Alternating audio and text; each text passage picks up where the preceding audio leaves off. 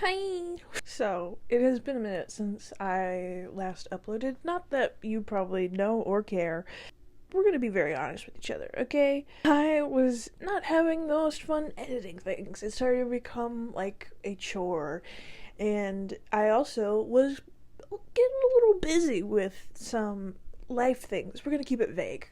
So I kind of just stopped uploading. Also because I'm very self-critical and didn't like anything that I was making. I quite literally, we're gonna be honest, it's Wednesday right now, it's the middle of the week, and I am restarting this video. We are now starting again in the middle of the week, so that's really great. But I do want to mention, I am on the slower side for reading, so if you're expecting me to finish like 10 books in a video and give you all the reviews about all of them, that's not what it is here. I'm also not going to force myself to read for like entertainment purposes to make the video more interesting, because I think that's part of the reason why I wasn't having as much fun. For all 5 people that cared, that's what was happening. I also got something that has been helping me read, which is a Kindle. My little Kindle. I actually unpackaged the case for this literally earlier today. I'll put it here.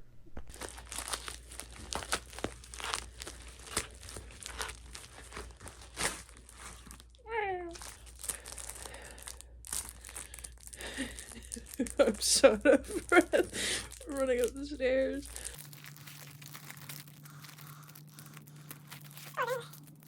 I'm stupid, apparently. Whoa. We've got our little insert.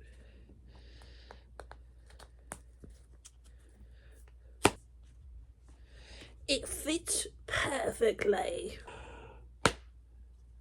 Well, alright. It's really cute.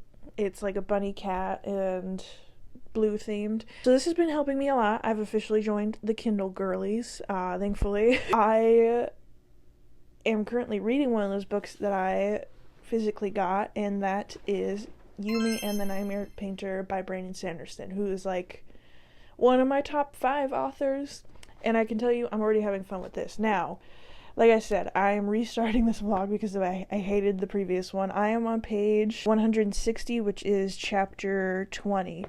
So, I wrote a brief little thing for this because I tend to be scattered brains and go all over the place.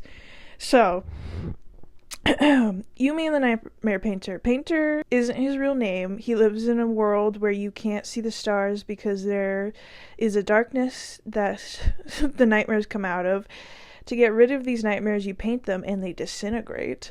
They feed on emotions of people, but have to do it multiple times to become more stable and able to physically hurt people.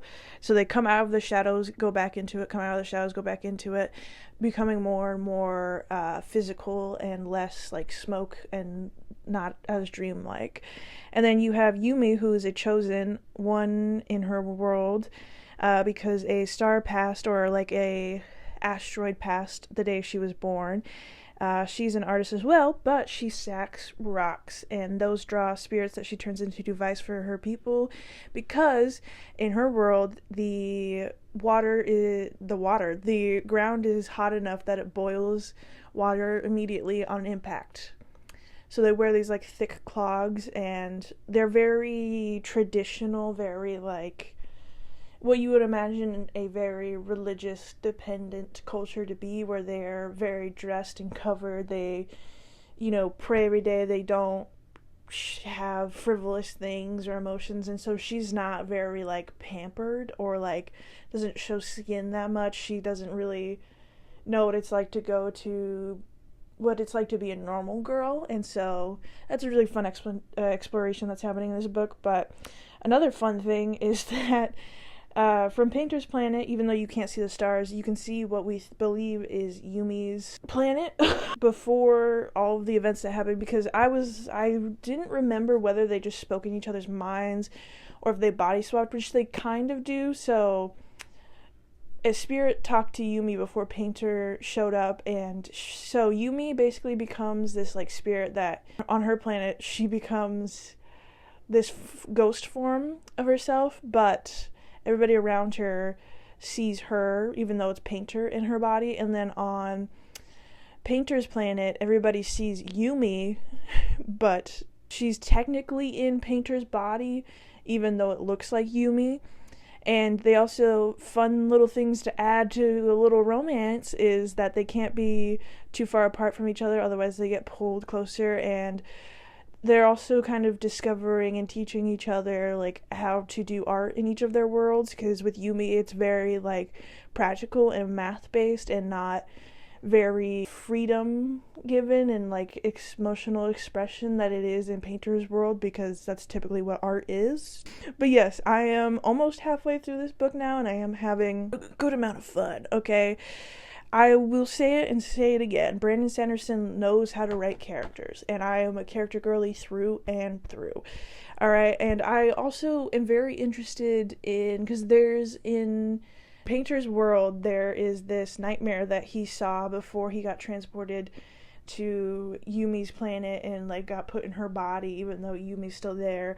This probably doesn't make any sense the way I'm explaining it. He saw a semi-stable nightmare, which means that they have to call in the Dream Watch, which basically deal with these, like, very extreme, more stable nightmares. And so he needs to report it and stuff, but he goes away, and then the dude who's supervising him doesn't believe Yumi when they go and tell her. And then I'm also wondering, for Yumi's world, kind of what the issue is, because so far it's been kind of like, oh, they each have problems within their own world, but it's not like something that Painter's feels a lot more dangerous, like having a stable nightmare that's out there and could kill people. Meanwhile, Yumi's is kind of just like, well, I guess the fact that her people need the spirits to turn into devices so that they don't burn to death. Because all of their crops are floating and stuff, and she turns the spirits into stuff that makes their crops float. So, like, I guess that's her issue, is the fact that Painter can't do that. Yes, having a lot of fun with this. You will see me reading this. And then the other book that I'm currently reading, because yes, I am that person who is reading 2 books at one time, is Miss Ancillary Justice. And I got it from my library on Libby, because I also got a library card. It's a very hard thing to explain, but it's written by Lecke, and it is about, again, I have a summary, it's not the best though, an AI ship and an implant in people of Annex planets. So basically, there's this group that basically rules the entire galaxy, goes annexes a bunch of different planets, and people who, I don't know if it's necessarily that they misbehave or not, but basically they get, like, body swapped, and they have an implant and become our character. Controlled, and, like, you know, their brain is basically our character. We follow her on this icy planet where she finds one of her old lieutenants, and there's only one of her now, even though she was a ship, and there was a bunch of her on this planet that were going back in time in between, like, different chapters. We'll jump back to it and everything. And we don't know why she's only one person, but we do know she's hunting down this lady who has a gun that can pierce through the armor, like, shields that the I don't know how to pronounce the name, okay, it's a very sci-fi name, and we don't know why, like, what happened to make her want to do that, but it does kind of make you believe, like, oh, something happened with her and the rad people, because there's only one of her now, and she's looking for this gun to be able to go and, like, kill people that she used to basically be working for. So, we have her fun little sidekick, who's an old lieutenant of hers, who is basically on a drug and coming down from it right now, and so our main character is basically taking care of them, and they're forced to basically just be there and suffer through them because they don't really have an option because they're coming down from a drug. So I'm very interested in what their relationship is going to be, but it's also really funny because the people live for a really long time. She was like, oh, 1,000 years have passed since this has happened. I was like, huh. But anyways, I didn't explain it that well. But yeah, welcome to my reading vlog. Listen, I'm a slow reader by my standards, by booktube standards is what I should say. So if you're just here for vibes and reading and my opinions on books, even though they're not, I'm not a certified book critic, then stick around and hopefully you have fun.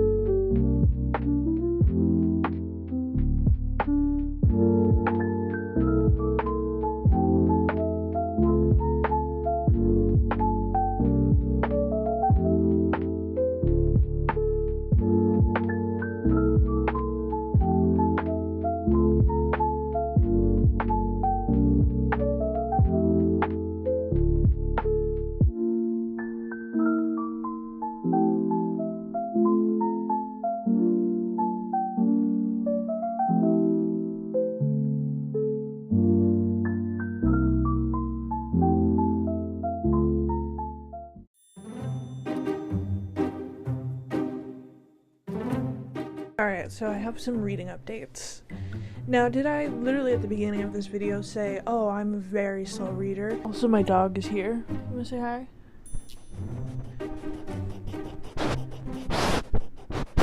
I said I was a very slow reader. Did I manage to read, like, what, over 200 pages within last night and today? And finish Yumi and the Nightmare Painter? Yes, I did. So, I ended up giving this 4.75, but I do really like the fact that we're following a outside perspective / like narrator, even though it does like delve into our main character's perspectives, and it doesn't feel like that sometimes. It's just like little portions. Sometimes it'll be like reminding you, oh, there's a narrator in this, and I personally didn't feel like that drew me out of the story or made it less enjoyable, especially because it was giving context to a lot of things. So that was really nice. And I also love me a fated mates or like soulmates, people drawn together to help each other, but like also kind of arguing and hating each other because they don't know why they've been put together. And it's always so good. So good. Mr. Brandon Sanderson, he knows how to write one, alright? So I guess my final thoughts on this, as if I haven't already been saying them, is that this was close to being a 5-star for me, and I don't hand 5 stars out very lightly or often. But this was incredibly fun. I will say it was really nice because I have read the Stormlight Archives and Mistborn, which get mentioned in this book, and I'm also sure some of his other works were hints and stuff that I like. It looked like I was like, oh, this is hinting towards a Elantris, or at least I think it is, but I didn't know because I haven't read those books. And I think that that's something that's really fun that I've heard about the Cosmere novels, because this is like secret projects technically, but they're also Cosmere novels, is the fact that they do have references to these outer worlds, and also knowing the character in this who is the narrator and kind of seeing him outside of the Stormlight Archives and like all of this stuff was really cool and fun. And I just find the way that his worlds are interconnected really interesting. But I also want to say, because I don't think I said it in the earlier clip, but Brandon Sanderson has such an incredible ability to come up with such unique worlds and power systems, because it could be something that has been happening, like authors have already written about, but the way that he has the characters use the power or like the limitations of it is always incredibly interesting. I think Mistborn is a really good example of that. I will say though, this, like his other books, the last 100 pages bumping, the first 200, because that's a lot of people's main issue with Mistborn, is how long it takes to get to the action part of the story, because you're still sitting with the characters and learning about them, which I personally like. I always, in books, because again, like I've said 5,000 times already, I'm a character person, and being able to get to know them and kind of how they react to different things and kind of getting to sit with them before you go into these crazy events is always really nice to me. So I appreciate it, but I can definitely see people who like are new into reading fantasy and they're like, where's the action? Where is it? But I personally really did adore this book. I love the references that I was actually able to understand. But I do want to say, I do think that if you are wanting to pick up a Brandon Sanderson book, and I know there's certain people that are like, you have to read this specific order, and if you want to get the references in this, I do agree. But if you're looking for just a fun, like, fantasy, slightly urban fantasy with good characters, I truly do think that this is a really good book for that. Now, have I read any more of Ancillary Justice? No, I have not, but I am like 100 pages into that, and I was kind of obsessed with consuming Yumi and the Nightmare Painter and not like reading that, so we're gonna get back into that. But I also do have a book that I've been wanting to read for a really long time now, since 2023, and that, my friends, is The Fragile Threads of Power by Miss V.E. Schwab. Now, this does have deckled edges on it, and kind of unpopular opinion, I don't like deckled edges. This is a sequel to the A Darker Shade of Magic world, and I know I've forgotten her name. I know it starts with an L is in this, but I don't think Kel is in this, which is like, he's my baby boy. I loved him so much. Why is he not in this? Because I think this is a new generation that they're helping out with, and I'm very curious how they're gonna cause issues in this when, you know, you kind of had the settlement of the series in the third book. But I will say, me and Miss V. Schwab have a complicated relationship. All of her, like, people with superpowers and, like, actually, that's not even true. Listen, the only book that I've read from her that I didn't really love was Addie LaRue. And that's maybe just because I don't really like contemporary leaning books. It has to be very, like, specific and good for me to like it, and I just didn't for that one. I do think it's a good concept and a cool book, but it was just, like, it was not for me. Now, I will say, A Darker Shade of Magic, hated the second book. Loved the third, though. So, I'm very excited to meet the new characters, see how our old ones are doing. But since this clip is so long, I'll maybe explain to you later what this book is about. This is also like 600 pages. Anyways, let's get back to reading Ancillary Justice and our new baby girl.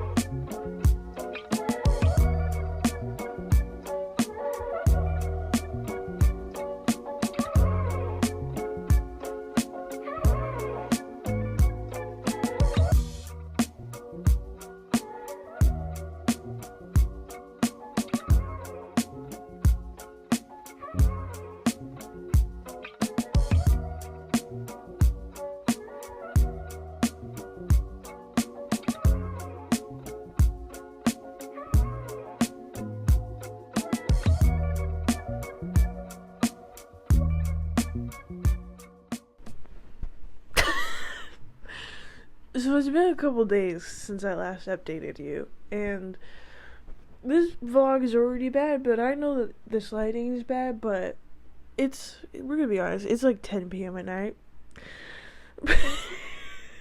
Now, for me personally, at least physically, have not been reading much, which I know for what I'm about to say, for some people it's gonna be like, what? Just know I haven't talked to you in, like, I think 3 days, which, like, still decent progress for what I've done, but for me, I was expecting more, okay? We're gonna be very honest. Now, you might have seen that I started the audiobook for The Fragile Threads of Power, and I think that's probably the smartest decision I've ever made in my life, okay? There's no way I would have read as much as I have without that. So I do want to say though that I find it really funny that in audiobooks where they have multiple narrators, instead of having it be like when the dude is talking and having it be the male narrator coming in and doing the voice, they just have the female narrator doing a deeper voice, and then when they have the male narrator, like when it switches back to the male narrator in a different chapter, he's doing like lighter voices for the female characters. I don't know why, I just find that really funny. Yeah, the audiobook for this is pretty good. I'm gonna tell you, okay, so I can't exactly tell you what the plot of this is, because it's a sequel to a trilogy, and I would be spoiling the original books if I told you what this was about. But I will say, we got introduced to 3 new characters. You want to tell me why 2 of them are, like, just barely teenagers? Like, why are we following literal children? We met one of them when she was 7, and now it's 7 years later, and she's 14. Another one of our characters is 15. And, like, listen, I don't have anything against reading from younger characters' perspectives, but it is a little crazy when the rest of your characters are, like, in their 20s to 30s, and you just have a few children in there, which I'm guessing they're going to be very important to the plot and, like, the crazy things that are happening. Like, why do we have to bring in these young children to Scar? Like, it's fine if they're adults. Because all of our other characters have already gone through so much trauma. You might as well just add on to it. Another one. Like, that's literally every time that they have trauma books. But I will say, I was very worried about this being kind of like, I don't like saying the word cash grab, because obviously the author wants to be writing about these characters and actually cares about them and isn't just, like, putting out a book for no reason. But I was very worried that this was going to be like, oh, this problem that we actually solved in these other books didn't actually fully get solved, but this is a new problem as a result of the ending of the other series, and so far, it's good. I will say the villain, like the main villain in this, I don't fully understand their logic of what they believe is happening. Like, it's really funny also because all the other characters that aren't a part of that group are like, yeah, I don't understand why they're doing that. Like I said, I got the audiobook, and listening to it on 2 times speed while playing Hollow Knight, and then, which I'm really bad at, is what I've learned, and then doing other chores like washing my sheets and pulling weeds, which is the most fun thing to do. I am now up to part, I believe, 6, the Strands coverage, which is page 300 and 315. Shoddy. Like I said, I know for a lot of you that's gonna be like, you're almost halfway through this book and you're complaining about how much you've read. Listen, I didn't physically read it, so it doesn't feel like as much of an accomplishment to me, because I don't tend to listen to audiobooks as much, which, like, makes my brain feel like I'm not actually making as much progress because I'm not physically doing it and putting myself through the pain of it. I'm not saying that, like, listening to an audiobook doesn't mean that you're not intaking the media or reading.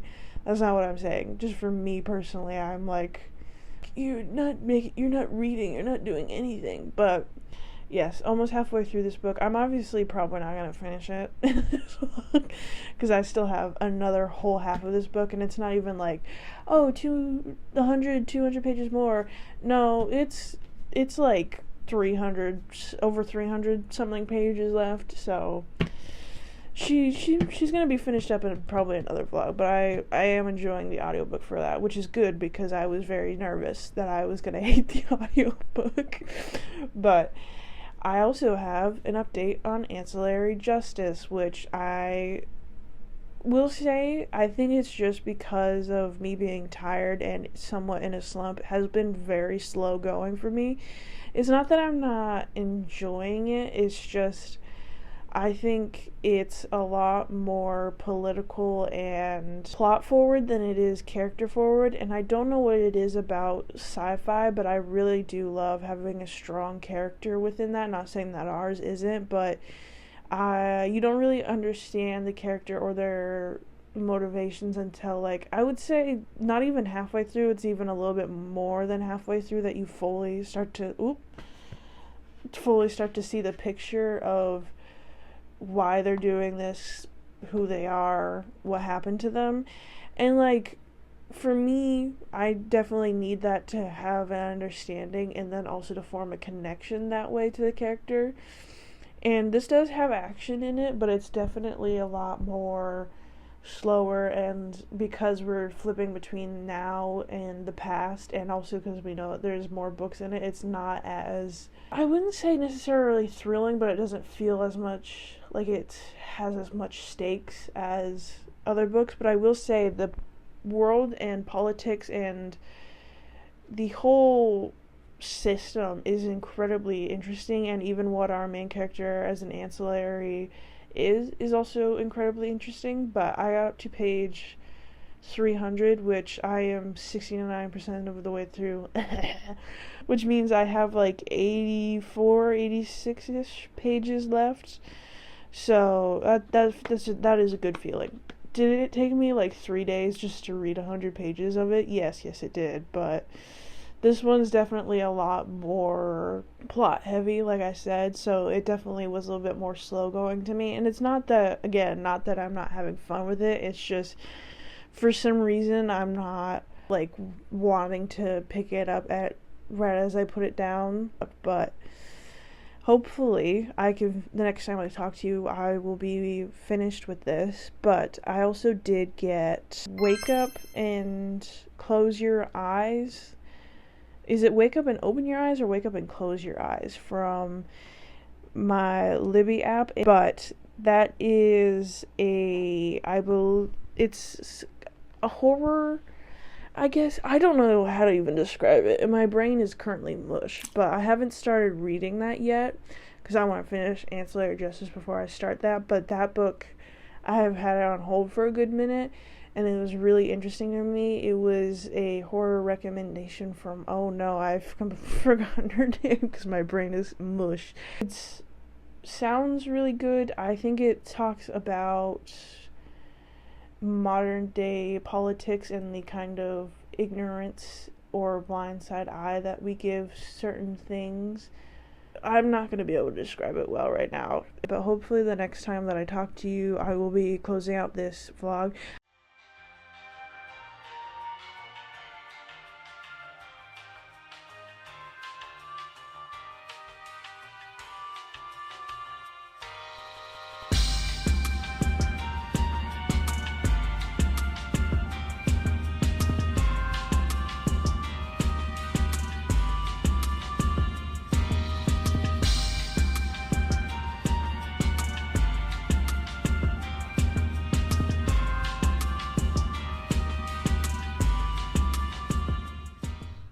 Well, hello there. So yes, it is Sunday.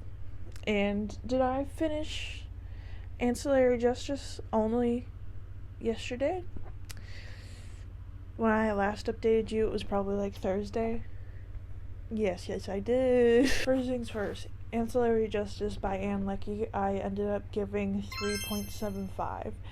This book is very interesting. If you're looking for a very political and semi-complex sci-fi world, I would say that this is definitely that. This talks a lot about identity, and then also kind of like the views of people within power and how they justify their wrongdoings and atrocities. And also religion is in this as well. I will say I definitely was slacking on reading this, and it's not that this isn't enjoyable, it's just that I guess my brain didn't want something complex when I'm also reading something else that has like 5,000 characters in it.